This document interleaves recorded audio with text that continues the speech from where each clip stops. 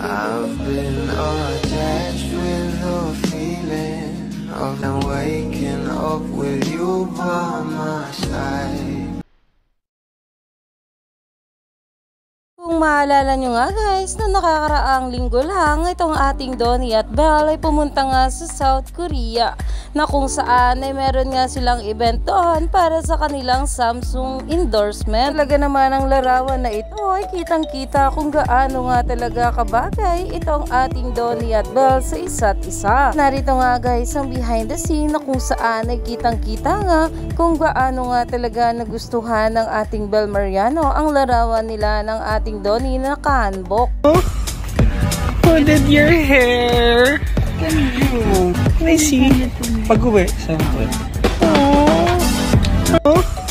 Umani nga agad dito ng maraming komento at ayon nga dito, Belle really loved their photos wearing hanbok. Doon pa lang hinihingi niya na kay Duki yung photo. At ayon nga sa ating Belle, can you send it to me?